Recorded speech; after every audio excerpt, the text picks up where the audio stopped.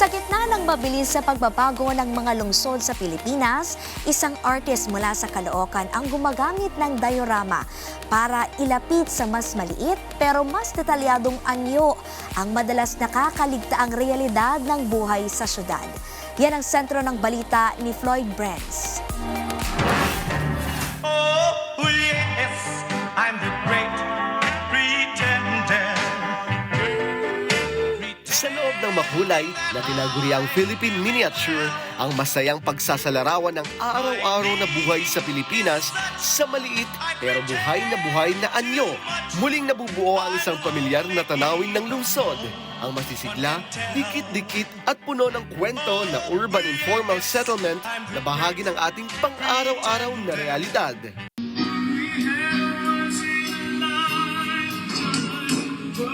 Sa likha ng diorama ng 27 taong gulang na artist mula sa Caloocan na si Ram Capales, ang karaniwang eksena sa buhay lungsod ay nagiging isang masigla at detalyadong miniature world. Puno ng kulay, galaw at karakter. Bawat maliit na bahay, eskinita at estruktura ay maingat na binubuo. Parang isang masayang pag-alala sa buhay Pilipino sa gitna ng lungsod. Sa likod ng mga detalyadong diorama, patuloy na lumalawak ang kanyang mga gawain. Ipinagpapatuloy ang pagbuo ng mga mundong maliliit man sa sukat pero malawak sa salaysay ng realidad na nais ipakita. Floyd Brands, para sa Bayan.